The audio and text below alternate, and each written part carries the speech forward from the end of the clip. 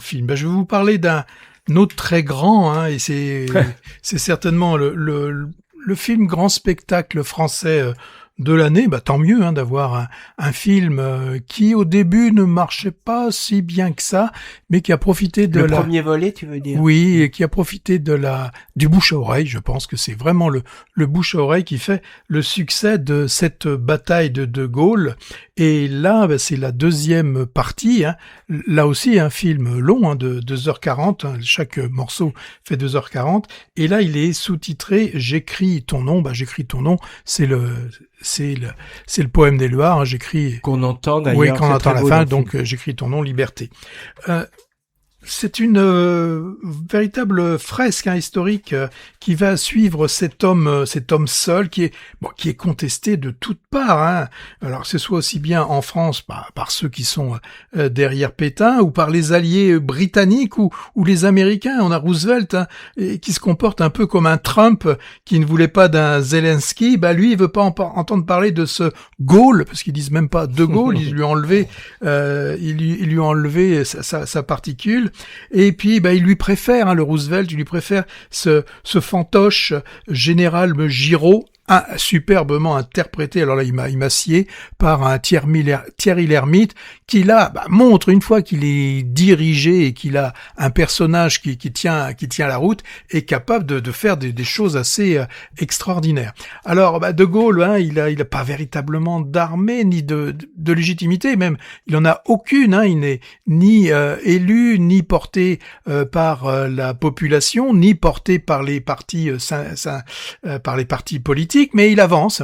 On l'avait déjà dit. Hein, c'est notre Don Quichotte. Un Don Quichotte, alors militaire il est Don Quichotte militaire pour les uns. C'est un traître ou une diva même pour d'autres. Mais le film, l'intérêt du film, hein, et ça demeure dans la deuxième partie, ça évite cette hagiographie qui aurait pu exister par rapport à un tel personnage. On nous montre hein, que derrière la raideur du personnage, il existe un homme qui a des doutes, hein, on le sent bien dans le film.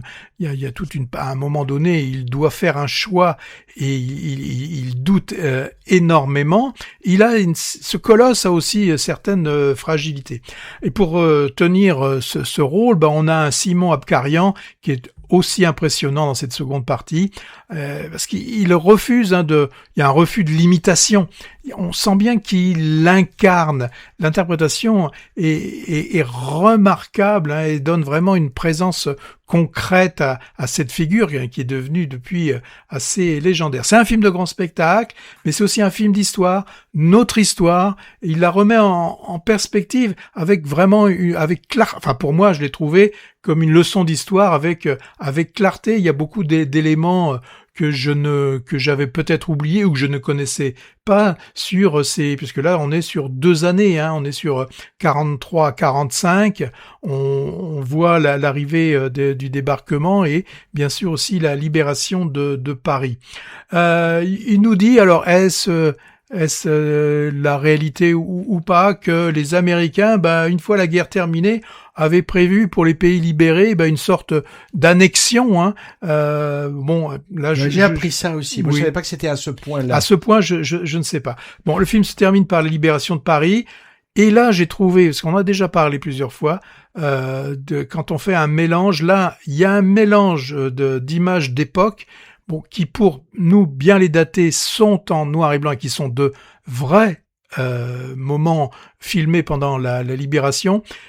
Et c'est rare, j'avoue que pendant ces moments-là, l'émotion t'a gagné. Oui, l'émotion m'a gagné. Je sais pas si c'était une forme de patriotisme, mais je me suis dit, je me suis dit quand même, d'un seul coup, tous ces gens qui avaient tellement subi de choses, j'ai pu un peu effleurer ce que pouvait être pour eux ce moment.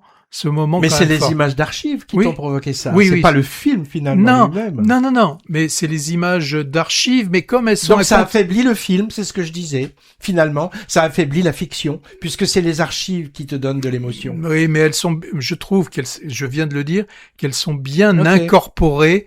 Elles sont bien incorporées et qu'on nous fait... Alors, il y a 2 ou 3 scènes où ce sont des fausses image d'actualité, puisque on voit notre faux Churchill, qui est quand même un acteur assez intéressant dans ce film. Roosevelt, où on voit que c'est un malade. Il est malade aussi bien au niveau de la tête qu'au niveau du corps.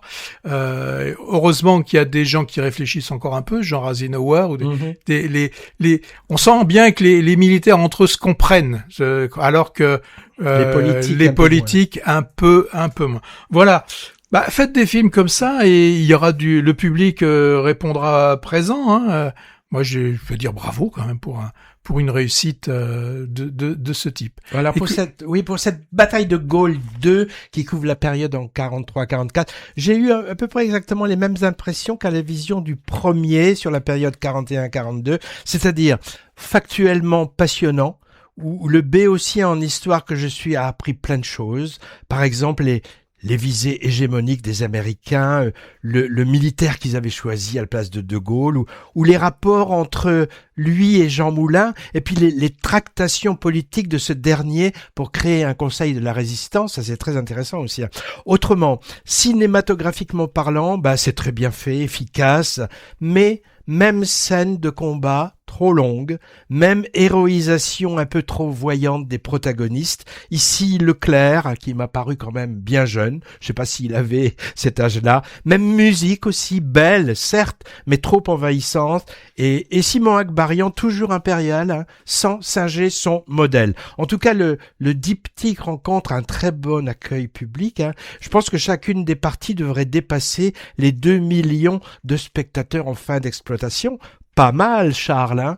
Cet été, je porterai un t-shirt De Gaulle Forever et je ne doute pas qu'aux prochaines présidentielles, tous les candidats et candidates seront gaullistes, même ceux ou celles qui viennent de partis politiques historiquement davantage pro-pétainistes. Suivez mon regard. Ah, mais ils t'ont pas attendu. Ils l'ont déjà dit tous.